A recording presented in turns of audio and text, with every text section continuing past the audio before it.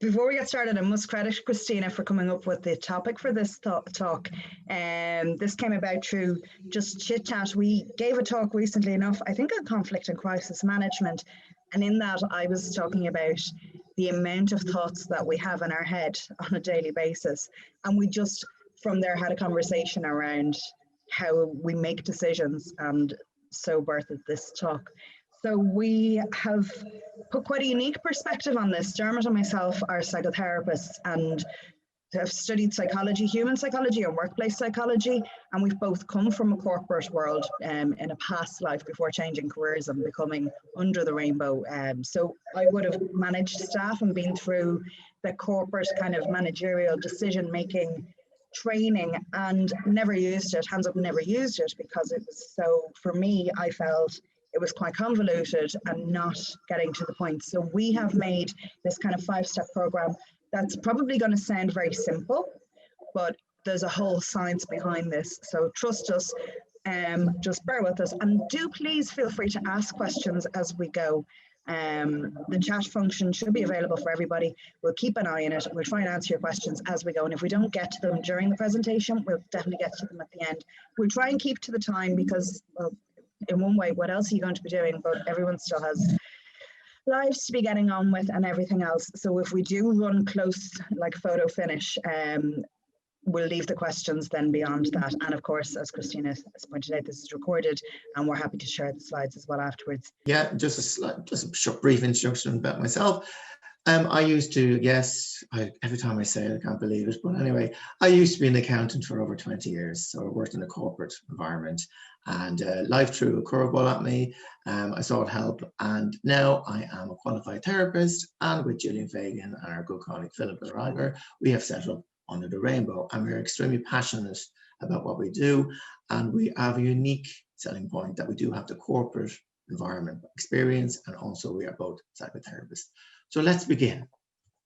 Gillian. So decision making, like everybody kind of knows what it is to make a decision, and in a psychological world, it's basically the course of how we make choices. But what I really find very interesting is why we're indecisive. From a psychological perspective, it's so surprising when you can make really quick decisions on some things and then be stuck, completely stuck on other things. And it could be something as simple as what to have for dinner, or it could be something quite major. Do I ask that person to marry me, or do I change careers? Like, I was 21 years in financial services and chucked it in and started from scratch again, which was a massive decision, and Dermot has experience of going through a similar decision. So the grey boxes on this slide highlight the reasons why decisions are difficult for us, why we're indecisive. When it comes to making a decision, a conscious decision, and I'm telling you now, you've already made umpteen decisions today you're probably not even conscious of, and I'll get to that in a second. But when it comes to making a conscious decision, the things that usually slow us down or stop us is confusion over the options, discomfort, going out of your comfort zone a bit too far, perfectionism. Completely guilty of that. I was 40 this year and I've started using the word betterism instead of perfectionism, and it has completely changed my mindset around that. So I'd encourage you to do the same. That's a whole other talk. But perfectionism, insecurity, and that would have been something that I struggled with historically for sure. And fear, the fear of, if I choose this, is this the right or wrong thing to do? The fear of what if and what could be, and we'll talk about that a little bit more as well. So there are plenty of things even beyond this that stops us making decisions or gives us a struggle with decisions. Now, if you bear with me 1 second, I'm going to open up Menti now for you all. So the code is on the screen.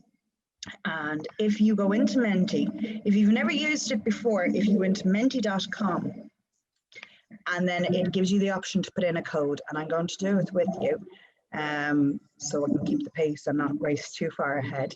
So if you go into menti.com and put in that code that's showing up in green on the screen, and you will have a very, very simple question there. Are you indecisive?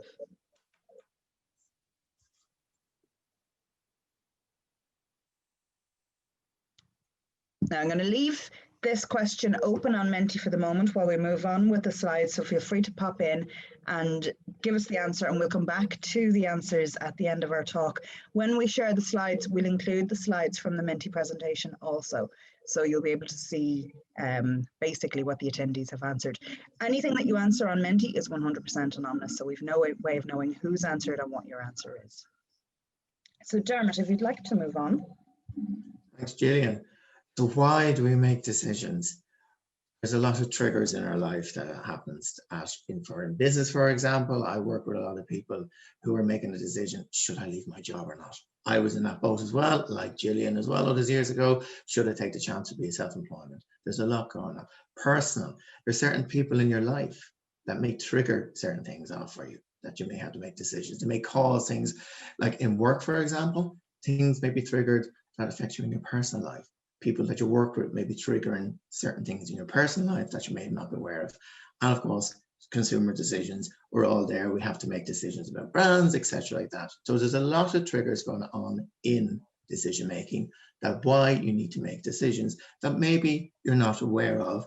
And again, I found so much benefit, and I do preach, personal therapy was wonderful for me to make my decisions clearly. Decisions. My God, if you're feeling overwhelmed by decisions you make, isn't it no wonder? Look at that, 60,000 to 80,000 thoughts a day. And they're unbelievable. And the average 2,500, 3,500 per hour, which is unbelievable. So if you're feeling overwhelmed and you feel, my God, I am worthless or whatever, look at this. And the time we're living in now, Gillian and I are both seeing this in our therapy world. People are now, I know I have to mention COVID, you're probably sick of it, but this is happening right now. This is happening right now to people. They're being overwhelmed and they don't know what to do. So this is the benefit of this workshop. So you've all made a decision to come and look at making better decisions for your life. Self-awareness is, anyone who knows me is probably sick of hearing me talk about self-awareness, but self-awareness, I believe, is kind of the key to everything. For example, how many decisions do you think you've made already today? I don't know myself, like even doing this, and I've wondered this since I woke up this morning. I've had this constantly running through my head. Oh, that was a decision. Oh, that was another decision. Literally right down to when I chose to set my alarm, when I chose to get out of the bed, the routine in which I followed regarding like washing, dressing, bathroom, all of that kind of thing, what to have for breakfast. And you might not think these are decisions. It might seem autopilot. You might have the same thing. Porridge is my breakfast of choice Monday to Friday. So it might seem just a routine thing, but there is a decision around that. Even if it's a routine, the decision went in place to put the routine in place, and the decision then to keep the routine, the decision on what to wear, what way to wear your hair, whether to have a shower in the morning or the evening, what to have for your breakfast, to join the call, to reply to the text. There are so many decisions that we make all the time that we don't even give ourselves the credit for as being decisions. And with all of those thoughts going through our head each day, we're processing information at a rapid rate. Our brains are incredible, the way we make decisions, the way we process information, the way we basically perceive and understand and make sense of our worlds. And that's very unique and very different for everybody. Just like, with that amount of thoughts, you can imagine how much we vary from person to person. So when it comes to self-awareness, you might have a lot of people, and this is actually the thing that got me into going self-employed, people telling me what I couldn't do. My parents are self-employed and wouldn't wish that on anybody. So there was this idea, oh, you should never be self-employed. Stay in the pensionable job, stay in the bank. And that nearly was a factor for me in making the decision to not. I'm a little bit defiant. So, but again, it comes back to that decision. If you're looking at something potentially life-changing, like, or what feels life-changing, okay, like changing career, ending a relationship, starting a relationship, wearing a mask, and we're not going to make this talk COVID-centric, but it's relevant. Buying masks, what kind of mask? I've recently found somebody who makes me bespoke masks, and I've gotten a really cool pin-up zombie mask I was showing Dermot earlier. So even the decision around what to purchase, where to purchase, and what influences our decisions, we're blind to that a lot of the time. We'll talk about that a little bit more soon enough. But I'm just going to bring up Menti again. The code is on the screen. And when it comes to making decisions, we have this kind of vague understanding of the brain, heart, gut dynamic. And I'm sure when you saw this screen, you had your own kind of reaction to it. So if it comes to deciding something consciously, not like, as I said, you've probably made more than 100 decisions already today. When it comes to making a conscious decision, do you make that decision with your brain, heart, or gut that you're aware of? And you mightn't even necessarily have one big leader to this decision-making process, but it is worth looking at it. I'll talk a little bit more about the science behind why we talk about brain, heart, and gut. This is the fourth iconic talk we've done. So at this stage, anyone who's seen us before knows I'm all about the science. I need the research. I need to know the why. So the brain, heart, gut thing has a complete science about it. We've got a very clear leader, by the way, in this, and I'll just give it another second to let you go ahead. Put in the Menti code 4894822. And how do you make decisions? If you were watching the screen like I am, it's like watching a photo finish at a horse race. We have two leaders now, two leaders on the leaderboard, heart and gut. So for everybody who's answered the question, we're at a tie between making decisions with our heart and with our gut. Now I'll talk about that a little bit more in a second, because I answered with my heart. However, when I'm making a conscious decision, I deliberately invoke a different aspect, which is my brain, and this is what we're going to talk about. Dermot, if you move on there, I'll just explain what I mean. So brains, you're not here for a lecture, and you're definitely not here for a neuroscience talk, although that I would find that very interesting, but I'd probably see the number of participants disappear. Our brains just excite me. I love understanding why we are the way we are. I love knowing, I love those eureka moments of, that makes sense. That explains why, the why. Our brains, basically, there's a lot to them, but let's just talk about the three main parts of the brain. We've got the core part of the brain, which basically is what we call the reptilian brain. It sits at the very top of the nervous system, the very top of your spine, in the very center of your brain. And that basically drives your physical responses. You know that butterflies in the tummy feeling before a first date, or that anxious feeling before doing an interview or an exam? You feel that usually physically before you kind of think it. It's a physical feeling that tells you, oh, I'm anxious, or I'm excited, or I'm nervous. And that's survival mode kicking in, because there's some part of your brain that's saying, oh, I don't like this. I don't like this. Now, it isn't just as simple as like or not like, it's survival. Every decision that we make is actually about preservation. Now, I'd be happy to have a debate with anyone who wants to challenge me on that, but I really believe all of the decisions we make come down to personal preservation and human conservation. So when it comes to moving forward and progressing in life, even into the mundane routine decisions that we make, it's still about, how will I be perceived? Will I be able to survive this? Will my environment be safe and welcoming? That's driven by our reptilian brain, which is the absolute driver for everything that's to do with our survival instinct. So that's completely connected with the gut reaction. So if you get gut feeling about something, that's survival mode. That's the connection right up to that reptilian brain that is responsible for your fight or flight, that is responsible for those decisions around safe, not safe. This is not conscious, but to become aware of this and bring it into consciousness might change how you make decisions. Might. And this is why I'm saying I bring my brain in. My brain's always last to come to the party, admittedly, but most of us are, because the way the brain actually works, and when I say the brain, I'm talking about the logic part of my brain. When I say brain, heart, gut. The next layer of our brain is called the limbic system, which basically is responsible for our emotions. Do you ever have, and Dermot and I spoke about this when we were preparing this talk, somebody might say for example, you go for an interview and you don't get the job. Your reaction is, oh, a physical feeling, and then usually anger, hurt, abandonment, rejection, upset, this whole emotional thing of, oh, well, that person was a, I'm struggling to think of a PC word. PC. That person was a bad person. They didn't get me. They didn't see me. I'm a failure. I didn't. So the emotional piece, it isn't rational. It isn't true. It isn't logical in most cases. But that's after the initial, oh, I feel sick, or oh my God, what am I going to do now? Or I can't believe I'm just after failing this exam. The emotion piece follows. Oh my God, what am I going to do?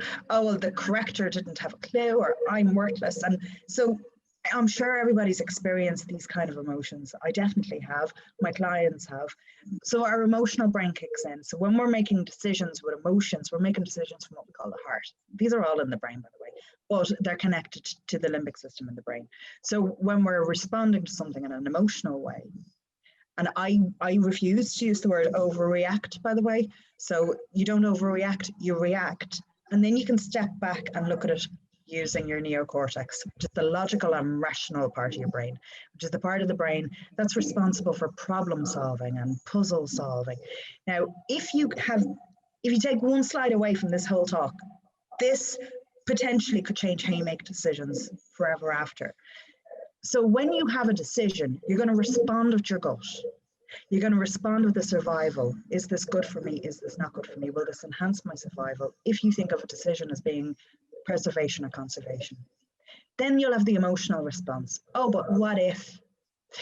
Who will it affect? What about all these people? What will they think of me? That's the emotional part. So I'm not saying don't feel the feelings. You nearly need to work through those before you can get to the rational, logical decision-making part. So feel the feelings, have the cry, have the meltdown, have the sweats, do that, process that, and then work through it. And then you can bring in the logical part of your brain and look at things rationally. And it brings decision-making to a completely different realm. You might still have that initial gut response or that initial heart response, and that's fine. There's nothing wrong with making.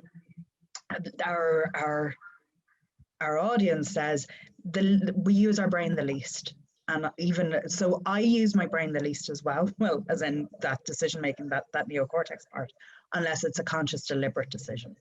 So when we're working from moving from hurt, perceived hurt, maybe the person just had a better candidate and they're making a decision from a logical place, and it's not personal. So when we have a perceived hurt, a very simple hack, and it is a hack, and it is not bypassing the feelings, it's to work through it and process it. So we often suggest to people, and I do this myself, the pile of books there, half of them are notebooks, journaling, writing, problem solving. This, honestly, I was only joking, this, and unfortunately coffee and music are my best friends in the world. A pen has helped me solve more problems and make more decisions than anything else on this planet, more than sounding bored from other people. Because if you start writing, you can start logically rationalizing, you can break things into pros and cons, you can work things out, you can assess the information. We're going to talk about that in a little while. So write, create. You mightn't be like me, you mightn't like writing. You can work through that information in other ways. You can draw, you can write, you can do art. Or talking. While for me, a sounding board will nearly challenge my inner defiance. So if somebody were to be a sounding board, whatever advice they give me, I'll probably do the opposite. So for me, decision making has to be mine and mine alone. For some people, talking, whether it's therapy, talking with your best friend, talking with a boss, or talking with a parent, should I go and study this? What do you think? The problem with that, and this is why this might sound like a bias, but it isn't. It's as a client, this has been my experience. The problem with talking with people you know, they're going to have this idea of what your potential is. They're going to have their own bias. They're going to wish you well, but they'll tell you what you should do. Should is another word I've banned from my vocabulary, except for the purposes of demonstration. So if you could not listen to people telling you what you should do and then go and do the opposite, or follow their advice, which is their advice, not yours. Therapy has that non-biased, non-judgment. A therapist is not going to, or should not tell you what you should do. So if you're trying to work out a potential life-changing decision, even to have a sounding board as a therapist, if a pen isn't quite going to get you that far. Dermot, if you'd like to move on, please. I love this diagram. We were talking about this previously, how confusing it is about having so much unconscious beliefs. Like there's so much bias, as Gillian has mentioned, about a brilliant presentation about the brain as well. Every time I listen to Gillian, by the way, I get more fascinated about the brain. So it's one of my things I'll be looking at definitely as well, because it really comes into in our work. But all these emotional beliefs that we have, there's a lot of emotional, there's stereotyping, availability of beliefs out there, there's a lot of information out there. We've been forced that. And no wonder we're all very confused about the maze it goes through. Would you agree, Gillian? Yeah, absolutely. I'm sure everybody here has heard the word bias. I might have even used it so far. Our biases come from these unconscious beliefs. The more conscious you become of things, the more awareness you have. The more awareness you have, the more choice you have. But it's choice with information. So even on this, if we have hundreds, no matter how much work you do in yourself, you can do the unconscious bias training. We train people unconscious bias. We can never eliminate all of your unconscious bias. We can't even eliminate our own, despite the work we do. It's not actually possible. We grow up with a bias, and it comes back to that survival mode. What's safe, what's not safe. What's unfamiliar to us gets categorized as not safe until we get familiar. But there are other biases that we have that marketeers capitalize on completely to sell us products. So just some of these would be the top ones when it comes to decisions though.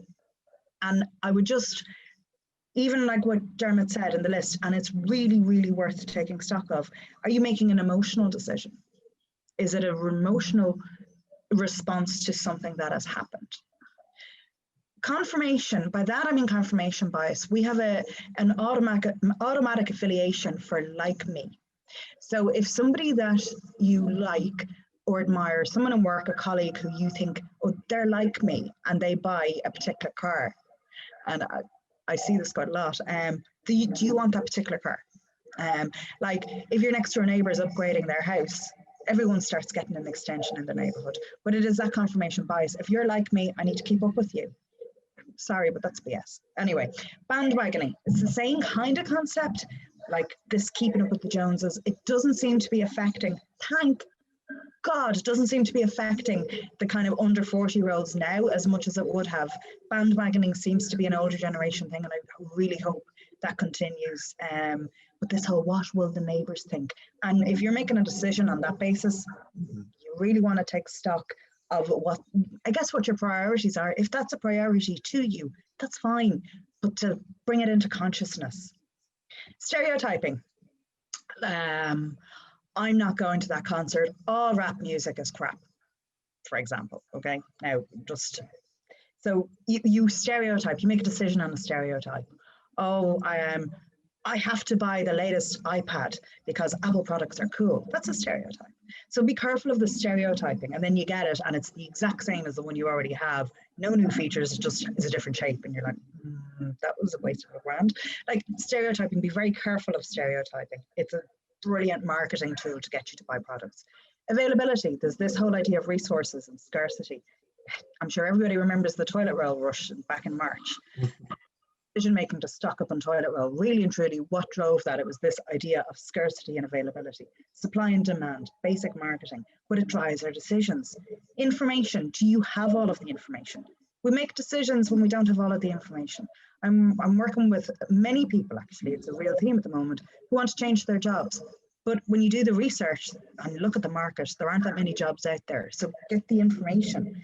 If you think you want to make a decision on X, but the information says X is a bad idea, listen to that information, do the data research, and a reaction. A lot of our decisions, as Dermot was talking earlier about the triggers, is a response or a reaction to something.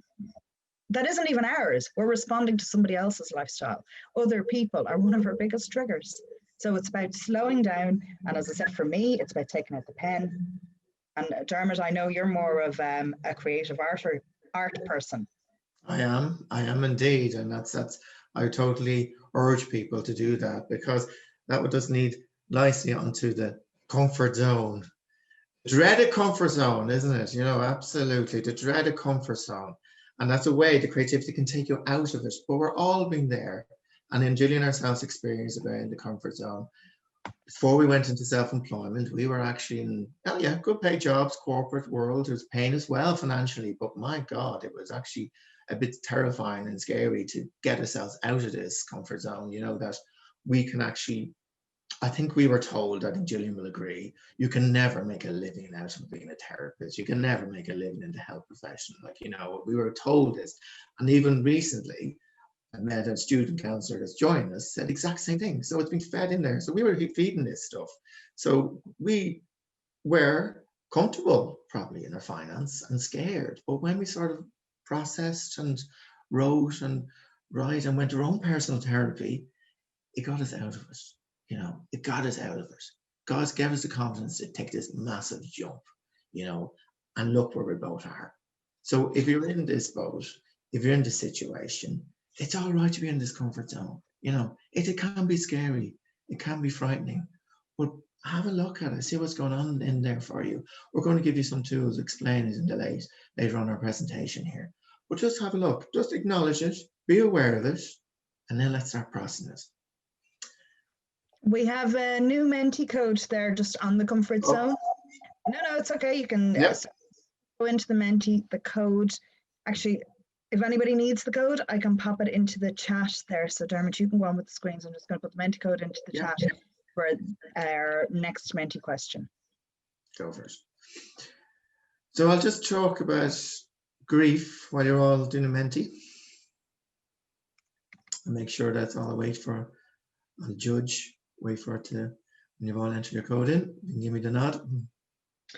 It's in the chat, so if you haven't got the code, go into the chat again. If you've already opened Menti on your phone, it should still be open, but in case you need the code again, it's on the chat. And if you go into the next screen on Menti and there's 2 questions there around the comfort zone. If you just slide on the scale where you fit in. Dermot, sorry for interrupting, go ahead. No problem. Because I got excited there, because I remember the thing is, when you get out of the comfort zone and you make a decision, most people don't realize you have to go through some grief. And this happens. You may have been in your own life, you were in a horrible job, you absolutely hated it, couldn't stand it. Then you got this wonderful job, but then you start feeling a bit low about the other job. What's going on here? Why do I have this grief and all that? But you have to grieve. Decision making. When you make a decision, you have to go through a grieving process of letting go of stuff in the past, i.e. the last job. It may have been a terrible job to be in. It may have been really annoying you. The people might have been wrecking your head, but you have to go through that process because certain things come up. This is triggering my own story as well. I remember I was in a job, but it was the people when I was leaving, actually the people, oh my God, I'm going to miss them. I'm actually going to miss these people. The company I couldn't stand, but the people were really nice. So when I got out of that comfort zone, like when I got to my self-employment, I had to go through a grieving process that I may not see these people again. Some of them I do have seen, but some of them I have not. So people, be aware, when you make this decision, when you make this wonderful decision, whatever it is, you will have to go through a grieving process. And as Gillian has stated, journaling is brilliant for her. It's excellent for me. And creativity, whether it is art or anything, music playing, whatever it is, creativity is key to process grief. And I guess in this day and age, grief also ticks off the whole FOMO idea. The fear of missing out means you've chosen an alternative. However, you're sitting there wondering, shoulda, woulda, coulda. And that is the grief part of decision making, this FOMO. So when you make your decision, second guessing it isn't going to get you anywhere because it just keeps bringing you back. Now it might sound a little bit cliche, our 5-step plan to better decisions. Genuinely, we have researched this extensively, and I've been on quite a few decision-making courses from a managerial point of view. However, when I brought those tips and tricks with the psychology of everything that we've talked about, Decision making doesn't have to be that complicated. If you even follow what we've spoken about so far, you've already got a good grasp around how to make better decisions. But we're going to just briefly talk through our 5 tips on how to basically niche it, really pin it down.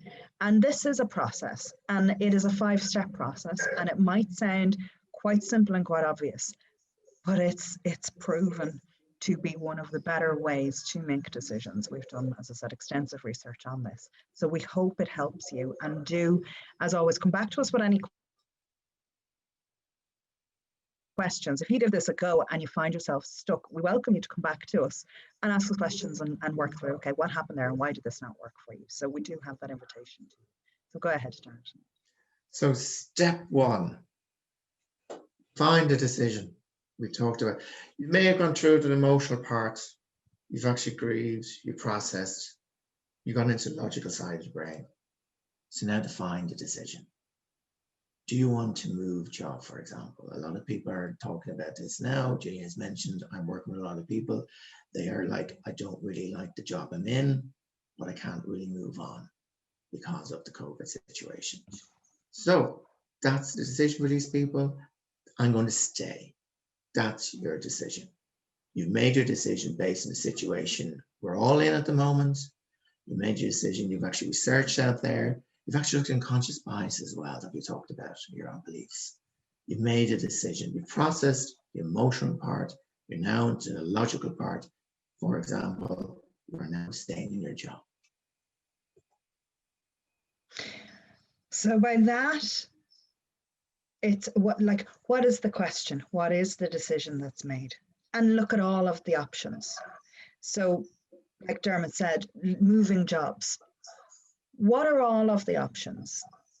Moving jobs, staying, leaving, internal transfer. Like, it is not an all or nothing. It is not like this black and white. So look at all of the information available to you and assess it. And what I find really helpful for me, and it shows my sciencey brain, is I like to weight the information and put numbers on it. So say, for example, leaving the job. If I stay here and put different factors on it, how miserable will I be? What about my salary? How long can I stay? What are the opportunities? And put numbers on them of 7 out of 10, 10 out of 10, 4 out of 10. If I leave and go to the unknown where I mightn't have this information, but I will be happier or perceived to be happier. I know this job's going to pay me more, but I don't know any of the people there and it's out of my comfort zone, and put metrics on that. And sometimes decision making comes down to basic maths. And if you've done the maths and one, like, and this, I'm just giving a very simple thing of a binary, leave your job or stay. But if you calculate all of the different options, if after doing the maths, you're still hesitant, that's telling you something. Well, then it's not as simple as you've already made up your mind, but you're trying to look for evidence or something else to tell you contrary. So sometimes we have already decided, but it's such a big decision, we hem and haw for so long. Weighting the information gives you that immediate feedback, because if the metrics come out that, oh, this here is actually a better decision because the maths come out higher, but I don't want to do it. That tells you everything you need to know. Whereas if this here, the maths comes out on top, great, this looks like the better option. Brilliant. Well, then there's the decision made. So weight the information, being aware of the biases and those unconscious beliefs. Because if you were to sit down, for me again, pen and paper, and work through the, like, what are all of the options? What's the information you have? What's the data research? And now, you could go to this extent over whether you pick a Mars bar or a Snickers. You literally could. And it's still the process of decision making, and it might actually be a really good example to work through this. It doesn't matter how simple the decision. This brings the process into conscious awareness, and it invokes that logical, rational part of your brain that gives you a whole new way of looking at decision making. So weight the scenarios and see how that feels. The next stage of grade number 3. Okay, I have a client this project to do, or a bit of assignment to do. Just write down all the good things about why we're leaving and all the bad things. and take a break in between. And they did that. And then they had a look at certain shades of grey. What are alternatives out there? What's going on actually in the job market? What actually is? What are there? Will I get personal development in this course I go? What's going on in me for my personal development in these areas of shades of grey? What's preventing me actually from taking that leap? So there's a very logical side, yes and no, but in this also, have just a look. Another client as well was deciding, should I leave my apartment because of the noise? Will I get another apartment in this COVID-19? Again, pros and cons, looked at it. Yes, leave, no leave, but then have a look at the area in between to make an even more further decision. So don't forget about the shades of grey when you're making decisions. It can actually really benefit you in making the right decision. We talked about FOMO, we talked about grief. So what is the cost? What are you giving up? I find, I worked with somebody years ago, years and years and years ago, and this is something I've come across a lot since. When it comes to making a change or making a decision, you might want to. Like, I'm going to decide to do the Couch to 5K, okay, for example, and I've done this probably about 8 times over lockdown and never got past week 4. Anyway, are you ready? So you might be ready. I'm ready to make this decision. Are you willing? And that is slightly different to ready, because I'm always willing, I'm not always ready. So mentally, I'm not there yet, or financially, I'm not there yet. So I'm willing, but I don't have the means to, so I'm not ready. And are you able to?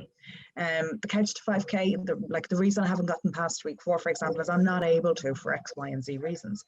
So if that's the case, that I only do the Couch to 5K half up to week 4, the Couch to 2.5K, the acceptance of that being the capacity of my ability and that being good enough. So I really would encourage you to look at, are you ready, are you willing, and are you able? And they're different things. You might just go, oh yeah, I am. But they are different things. The will has to be there, but so does the ability and the readiness. Otherwise, while all the will in the world, you might really want to move jobs, but if you're not able to because there aren't any jobs out there, decisions kind of made in many ways. So really invoke, are you able, are you willing, and are you ready? And what is there to lose? Look at the FOMO at this part before you consciously home in on a decision and decide, this is it, this is the winner, this is what I'm picking. Look at the FOMO piece, look at the grief piece, look at what would I lose by picking this over this. And the final stage, when you've gone through everything emotional, you've looked at everything shades grey, you're ready and you feel confident in making a decision. I think that's exactly, we bring it into our own lives, Gillian and I. We made a conscious decision of leaving the corporate world, leaving it and making a new fresh start in the world we're in now, the work we're doing now. For me, I put down an action plan. I actually documented it, and my accountancy days came in handy. I made a plan. My spreadsheet came in handy, and I give that to my clients as well. Document what you plan to do. Example, if you want to go for a new job, you made a decision, great. Action plan, get your CV organized, get your CV out there. What to do, research the companies you want to get involved in. Get a plan, it keeps you going. Even in this situation that we're all in, apart from jobs and everything else, routine, we mentioned here before, creating a plan, routine is key to get you through this situation that we're all in. So even to make a decision how to survive, if it's not being dramatic, the situation that we're all in with COVID-19, now to make a plan how to get you through, for example, the next 6 weeks. You know, how to make a plan. You made a decision whether to stay in your company, you made a decision, well, whether I'm going to do some more exercise, etc. This is now, you made a decision, you made clear decisions right now. Now it's time to put a plan in place and action it. So that's our 5-step method, as simple as it sounds, but know the decision. What are you deciding? Weight the information, look at the alternatives. It's not all or nothing, it's not black and white. Look at the decision in a non-binary way. What are the shades of grey? What's the cost? Are you ready, willing, and able? And then once you decide on the decision, what action do you need to take? You don't just pick this and then life happens. You need to actually go and get it and make it happen. So that's it in a nutshell. As I said, it is quite simple. but it is bringing in consciousness. And when you bring in that part of your brain, it brings a whole new meaning to decision making. So if there are any questions, we'll open it up to take questions and give you any answers we have. Thank you.